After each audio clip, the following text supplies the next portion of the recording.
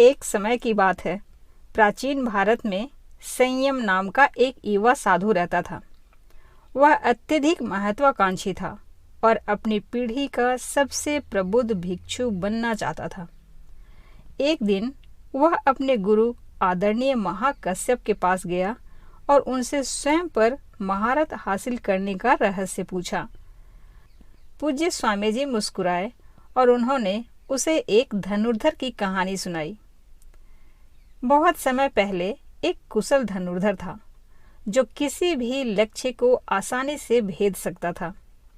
एक दिन एक धनी व्यापारी उसके पास आया और कहा, यदि आप नदी में तैरने वाली मछली की आंख में तीर मार सकते हैं तो मैं आपको बहुत सारा पैसा और इनाम दूंगा। तीरंदाज सहमत हो गया और लक्ष्य ले लिया। उसने धनुष खींचा और बाण छोड़ा, लेकिन निशाना चूक गया। उसने बार बार कोशिश की, लेकिन हर बार वह असफल रहा। निराश होकर धनुर्धर एक ऋषि के पास गया और उनसे सलाह मांगी। ऋषि ने उसे ध्यान लगाने और अपनी आंतरिक एकाग्रता विकसित करने के लिए कहा। धनुर्धर ने ऋषि के निर्देश के अनुसार किया और जल्द ही उसने अपने मन और इंद्रियों पर महारत हासिल कर ली। वह वापस नदी पर गया और एक बार फिर से निशाना लगाया। इस बार उसने आसानी से मछली की आंख पर वार कर दिया। संयम ने कहानी को गौर से सुना और आदरणीय गुरुजी से पूछा कि यह सेल्फ मास्टरी प्राप्त करने से कैसे संबंधित है।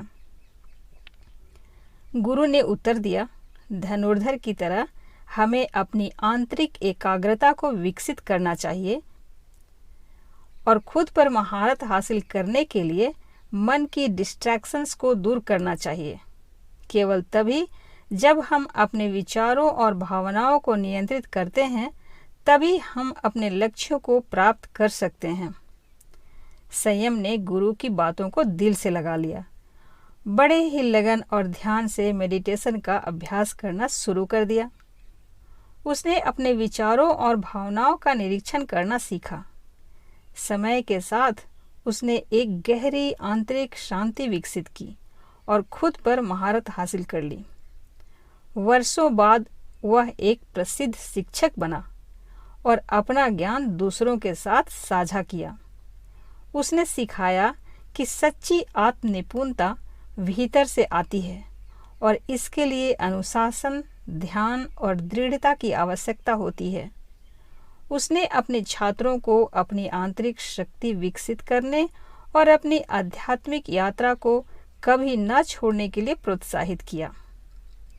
अंत में संयम ने महसूस किया कि सेल्फ मास्टरी केवल व्यक्तिगत सफलता प्राप्त करने के बारे में नहीं है, बल्कि करुणा और ज्ञान के साथ दूसरों की सेवा करने के बारे में भी है। उसने अपना शेष जीवन अपने समुदाय की सेवा में बिताया और कई लोगों को उसके नक्शे कदम पर चलने के लिए प्रेरित किया। धन्यवाद।